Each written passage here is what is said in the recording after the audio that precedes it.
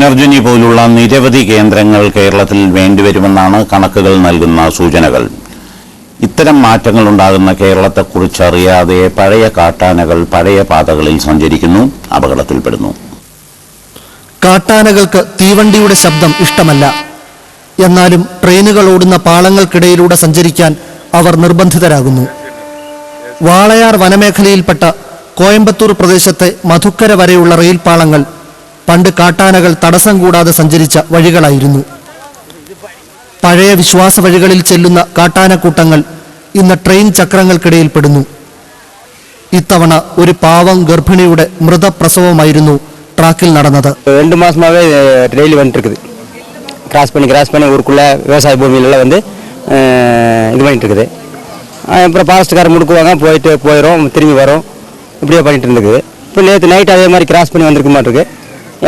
கரெக்டாக இந்த வழியாக எப்பவுமே வராது, அந்த வழியாக இது இந்த நாள் வந்திருக்குது. இப்போ இந்த வழியாக வந்திருக்க மாட்டேங்குது, உள்ளே வந்து மாட்டிருக்கு. 4 இருக்குது, 4 நாள் ஒரு 3 வந்து இப்போ மாட்டிடுச்சு. ஒன்று உள்ள காட்டுக்குள்ளே இருக்குதாம்மா. அடிக்கடி இப்போ ஒரு 2 மாதம் வந்துட்டு போயிட்டுருக்கு. அது வந்து இப்போ முதல்ல தடுத்துருக்கலாம், തടുക്കാൻ കൊണ്ടനാലും இந்த ആക്സിഡന്റ് ആയിരിക്കും. അവിടെയാണ് എല്ലാവരും വലിയ അശ്രദ്ധ കാണിച്ചത്. 2 മാസമായി ഈ ആനക്കൂട്ടം ഈ റെയിൽപാതയിലൂടെ നിരന്തരം എല്ലാ ദിവസവും സഞ്ചരിക്കുകയായിരുന്നു. വനം വകുപ്പിനറിയാം, റെയിൽവേക്ക് അറിയാം, ഏവർക്കും അറിയാം. എന്നിട്ടും ഒന്നും നടന്നില്ല. 1980 ആദ്യത്തെ ഒരു എലിഫന്റ് അടിപെട്ടിട്ട് ട്രിവാൻഡ്രമയിൽ ഒന്ന് എസ്കേപ്പ് ആയി പോയത്.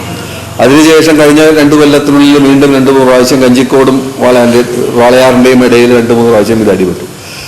അപ്പൊ ഈ സന്ദർഭങ്ങളിലൊക്കെ റെയിൽവേ ആയാലും ശരി, അല്ലെങ്കിൽ ഫോറസ്റ്റ് ഡിപ്പാർട്ട്മെന്റ് ആയാലും ശരി, ഇത് ഈ ട്രാക്കിലേക്ക് കയറാണ്ടിരിക്കാനുള്ള സംവിധാനം ചെയ്യുന്നില്ല. ഒരു ഡ്രൈവറെ സമയത്തോളം ഒരു ആനയെ കണ്ടു എന്ന് പറഞ്ഞിട്ട് ആരെങ്കിലും റിപ്പോർട്ട് ചെയ്തു കഴിഞ്ഞാൽ റെയിൽവേ ചെയ്യുന്ന ആൾക്കൂടെ ഒരു കാര്യമാണ്, ഒരു കോഷൻ ഓർഡർ കൊടുക്കും. കോഷൻ ഓർഡർ പറയും elephant on track, whistle continuously. അത് കിലോമീറ്റർ വരെ, ഇന്ന കിലോമീറ്ററിന്റെ ഇടയിലാണ് കണ്ടത്. ഇപ്പോൾ ഇവിടുന്ന് വിട്ടാണ് 450 ബാർ 8ന്റെയും 9ന്റെയും ഇടയിൽ ആനയെ കണ്ടു. അതുകൊണ്ട് ഇതിന്റെ ഇടയിൽ നിങ്ങൾ വരുന്ന സമയത്ത് ഈ സെക്ഷനിൽ നിങ്ങൾ വരുമ്പോൾ വിസിലടിക്കണം. പിന്നെ നോർമലായിട്ട് ഒരു 3-4 പ്രാവശ്യം കണ്ടു കഴിഞ്ഞാൽ കൊല്ലങ്ങളോളം ഈ കോഷനോടെ തന്നുകൊണ്ടേയിരിക്കും. Between Madukkarai Kanjikode elephant on track, be cautious and whistle continuously. Cautious എന്നുള്ള വേർഡും കൂടെ ഉണ്ടാവില്ല, വിസിൽ കണ്ടിന്യൂസ്ലി എന്ന് മാത്രമേ ഉണ്ടാവുള്ളൂ. ഒന്നുകിൽ ഈ വക ഇത് കണ്ടു കഴിഞ്ഞാൽ സ്പെഷ്യൽ കോഷൻ കൊടുത്തിട്ട് വണ്ടിയുടെ സ്പീഡ് റെസ്ട്രിക്ട് ചെയ്യണം. റെസ്ട്രിക്ട് ചെയ്തുകൊണ്ട് ഈ സെക്ഷനിൽ വണ്ടി ഓടിക്കുക എന്ന് പറഞ്ഞിട്ടുണ്ടെങ്കിൽ ഇപ്പോൾ ഓടിക്കുന്നതിന്റെ പകുതി വണ്ടി ഓടിക്കാൻ പറ്റുള്ളൂ. അപ്പൊ ഞങ്ങളുടെ അഭിപ്രായത്തിൽ എന്താ പറയാനുള്ളതെന്ന് പറഞ്ഞിട്ടുണ്ടെങ്കിൽ ഈ സെക്ഷൻ, എൻറ്റയർ സെക്ഷൻ ഫെൻസ് ചെയ്യണം. ആനകൾ കയറാണ്ട്, പ്രത്യേകിച്ച് വളണറബിൾ ആയിട്ടുള്ള പോയിന്റ്സ് ആദ്യം ചെയ്യാം. ഇവർക്ക് തന്നെ അറിയാം പല ഏരിയകളും എലിഫന്റ് പാത്ത് എന്ന് പറഞ്ഞിട്ട് പല സ്ഥലങ്ങളും ഉണ്ട്. ഈ വക സ്ഥലങ്ങളെങ്കിലും മിനിമം ആയിട്ട് ഫെൻസ് ചെയ്യുക. 2 ഭാഗത്തും ട്രാക്കിന്റെ 2 സൈഡും ഫെൻസ് ചെയ്യുക. പെട്രോളിയം കൂടുതലാക്കുക. ഒരാനക്കൂട്ടം റെയിൽപാത മുറിച്ചു കടക്കുന്നത് തടസ്സപ്പെടുത്തേണ്ടത് ഏത് വകുപ്പാണ്? റെയിൽവേ ആണോ, പരിസ്ഥിതി വകുപ്പാണോ, വനം വകുപ്പാണോ? ഈ കാര്യത്തിൽ ഒരു ഏകോപിച്ചുള്ള ഒരു ചർച്ചയ്ക്കുള്ള ശ്രമം പോലും നടന്നിട്ടില്ല. വേലി കെട്ടുന്നത് പരിഹാരമല്ലെന്നും വ്യക്തമാക്കപ്പെടുന്നു. ഇതില് ഇലക്ട്രിക് ഫെൻസിങ്ങോ ട്രെഞ്ചോ അല്ലെങ്കിൽ കമ്പിവേലി കെട്ടലോ ഇതൊന്നും ഇതിന് പ്രായോഗികമായിട്ടുള്ള മാർഗങ്ങളെ അല്ല. കാരണം ഇത് ആനത്താര എന്ന് പറയുന്ന കാലങ്ങളായിട്ട് ആനകൾ വന്നു പോകുന്ന ഒരു പഥമാണ്. അപ്പം ഇതിൽ എവിടെയെങ്കിലും ബ്ലോക്ക് വരുത്തി കഴിഞ്ഞാൽ ആന ഈ വഴിയിൽ നിന്ന് മറ്റേതെങ്കിലും സ്ഥലത്തേക്ക് തിരിയും. സ്വാഭാവികമായിട്ട് വന്നു പോകുന്ന വഴിയിലേക്ക് നമുക്ക് നടക്കാൻ അനുവദിച്ചു കഴിഞ്ഞാൽ പ്രശ്നങ്ങൾ പൊതുവെ കുറവാണ്. ഇവിടെ എപ്പോഴെങ്കിലും ഒരു തടസ്സം വന്നു കഴിഞ്ഞാൽ അത് മറ്റു ഭാഗങ്ങളിലേക്ക് ആക്രമണ മനോഭാവത്തോട് കൂടിയിട്ട് പോകുന്ന അവസ്ഥയാണ് ഇന്നേ വരെ എല്ലാ സ്ഥലത്തും കണ്ടിട്ടുള്ളത്. അതുകൊണ്ട് ഈ കമ്പിവേലിയോ ട്രെഞ്ചോ ഇലക്ട്രിക് ഫെൻസിങ്ങോ ഒരിക്കലും പ്രായോഗികമല്ല. പ്രത്യേകിച്ച് ഇതിനിപ്പോ വളരെ പ്രായോഗികമായുള്ള ഒരു നിർദ്ദേശം വെച്ചാൽ ആന ഏത് സമയത്ത് ഏതെല്ലാം വഴിയിലൂടെ കടന്നു പോകുന്നു എന്നുള്ളതിനെ കുറിച്ച് കൃത്യമായിട്ടുള്ള ഒരു ഡാറ്റാബേസ് ഉണ്ടാക്കുക. അത് വളരെ ഈസിയാണ്. എല്ലാ ദിവസവും വനംവകുപ്പ് അധികാരികളും അല്ലെങ്കിൽ റെയിൽവേയിലെ ഉദ്യോഗസ്ഥരും ഫീൽഡിൽ പോകാറുണ്ട്. അപ്പം എപ്പോഴൊക്കെയാണോ വർഷത്തിൽ ഏതൊക്കെ ദിവസങ്ങളിലാണോ മൃഗങ്ങളെ കാണുന്നത് അതൊന്ന് റെക്കോർഡ് ചെയ്ത് വെക്കുക. ഒരു 2 വർഷം ഈ ഒരു റെക്കോർഡ് സൂക്ഷിച്ചു കഴിഞ്ഞാൽ ഏത് ദിവസം ഏത് സമയത്ത് ഏത് വഴിയിൽ കൂടെ ഈ വന്യമൃഗങ്ങൾ സഞ്ചരിക്കുന്നതിനെ കുറിച്ച് കൃത്യമായിട്ടുള്ള വിവരം കിട്ടും. അത് കിട്ടിക്കഴിഞ്ഞാൽ അതേപോലെ 3ാമത്തെ വർഷം ഈ ദിവസങ്ങളിൽ മാത്രം, അല്ലെങ്കിൽ ആ ഒരു പീരീഡിൽ മാത്രമായിട്ട് 2-3 മാസത്തെ പീരീഡിൽ മാത്രമായിട്ട് സ്പീഡ് കുറയ്ക്കാനുള്ള സംവിധാനം വന്നു കഴിഞ്ഞാൽ തന്നെ നമുക്ക് പ്രശ്നങ്ങൾ ഏതാണ്ട് 95% നമുക്ക് പരിഹരിക്കാൻ സാധിക്കും. ആനത്താരകളെക്കുറിച്ച് എന്തുതരം പഠനങ്ങളാണ് ഇതുവരെ നടന്നിട്ടുള്ളത്? അഥവാ നടന്നിട്ടുണ്ടെങ്കിൽ ആ പഠന വിവരങ്ങൾ ആർക്ക് കൈമാറപ്പെട്ടു? റെയിൽപാളങ്ങളിൽ മരണമേറ്റുവാങ്ങി ജഡശിശുവിനെ പ്രസവിക്കാൻ കാട്ടാനകൾക്ക് കാരണമെന്താണ്?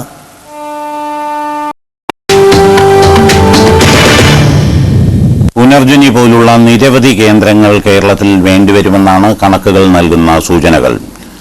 ഇത്തരം മാറ്റങ്ങൾ ഉണ്ടാകുന്ന കേരളത്തെക്കുറിച്ച് അറിയാതെ പഴയ കാട്ടാനകൾ പഴയ പാതകളിൽ സഞ്ചരിക്കുന്നു. வராது அந்த வழியை இது இந்த நாள் வந்திருக்குது. இப்போ இந்த வழியாக வந்திருக்க மாட்டேங்குது. உள்ள வந்து மாட்டிருக்கு. நாலு இருக்கு. 4 நாள் ஒரு 3 வந்து இப்போ மாட்டிடுச்சு. ஒன்று உள்ள காட்டுக்குள்ள இருக்குதாமா. அடிக்கடி இப்போ 2 மாசமா வந்துட்டு போயிட்டு இருக்கு. அது வந்து இப்போ முதல்ல தடுத்துருக்கலாம். തടുക്കാൻ വിട്ടനാലും இந்த ആക്സിഡന്റ് ആയിരിക്കും. അവിടെയാണ് എല്ലാവരും വലിയ അശ്രദ്ധ കാണിച്ചത്. 2 മാസമായി ഈ ആനക്കൂട്ടം ഈ റെയിൽപാതയിലൂടെ നിരന്തരം എല്ലാ ദിവസവും സഞ്ചരിക്കുകയായിരുന്നു.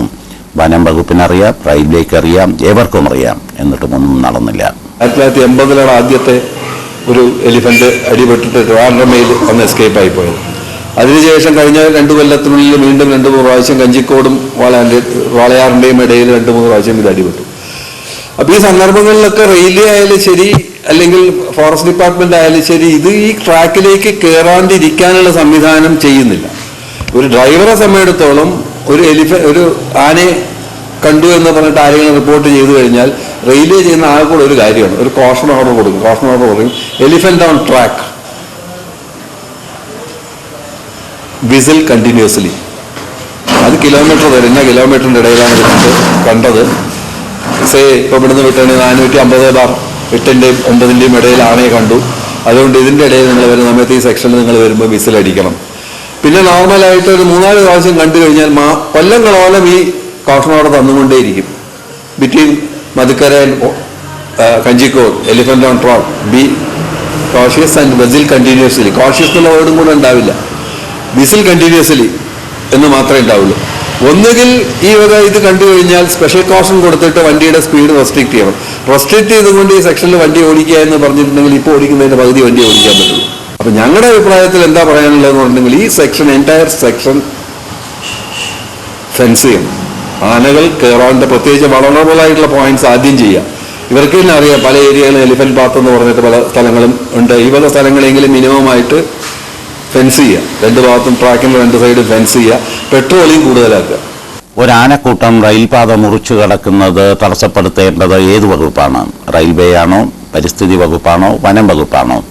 ഈ കാര്യത്തിൽ ഒരു ഏകോപിച്ചുള്ള ഒരു ചർച്ചയ്ക്കുള്ള ശ്രമം പോലും നടന്നിട്ടില്ല. വേലി കെട്ടുന്നത് പരിഹാരമല്ലെന്നും വ്യക്തമാക്കപ്പെടുന്നു. ഇതില് ഇലക്ട്രിക് ഫെൻസിങ്ങോ ട്രെഞ്ചോ അല്ലെങ്കിൽ കമ്പിവേലി കെട്ടലോ ഇതൊന്നും ഇതിന് പ്രായോഗികമായിട്ടുള്ള മാർഗങ്ങളെ അല്ല.